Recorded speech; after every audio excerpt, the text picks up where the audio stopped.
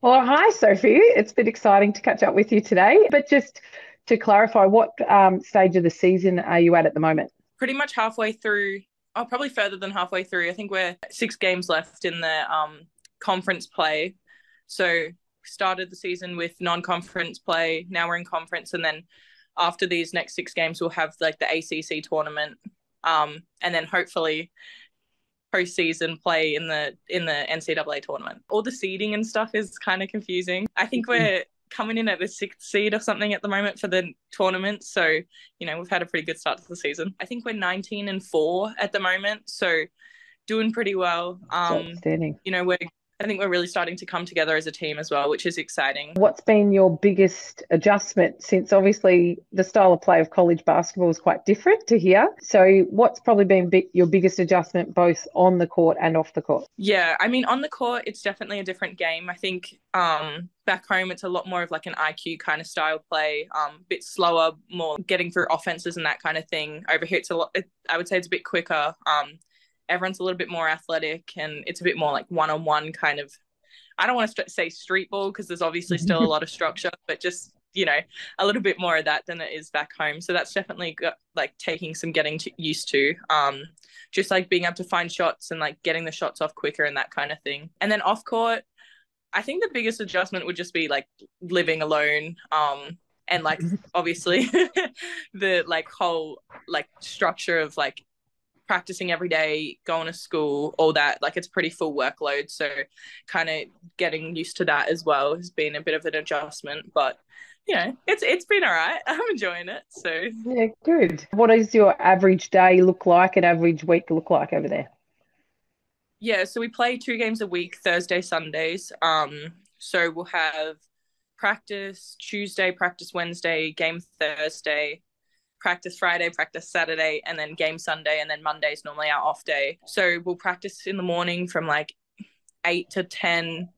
Normally have a lift after practice, a couple of times a week, and then classes for the rest of the day. Normally get a bit of downtime at night. So yeah.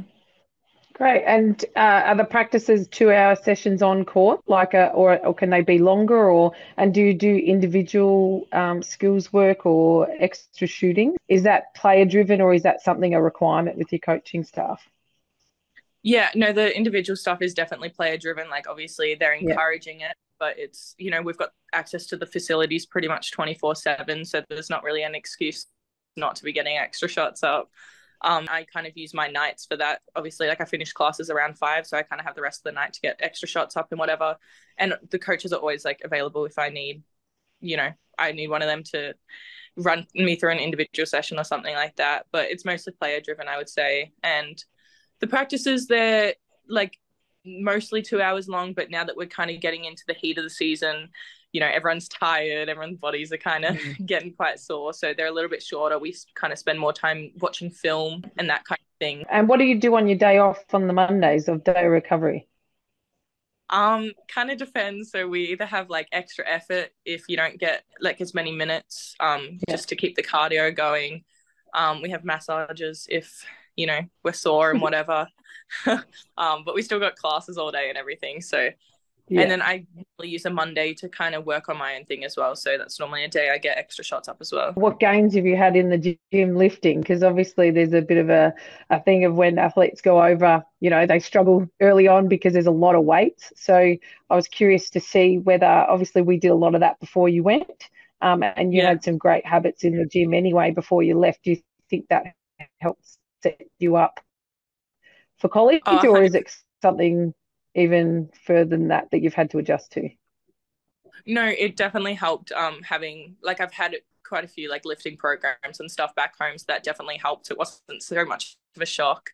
But I think Yeah, it's definitely the good. most consistent I've been in terms of like lifting constantly every day for like months.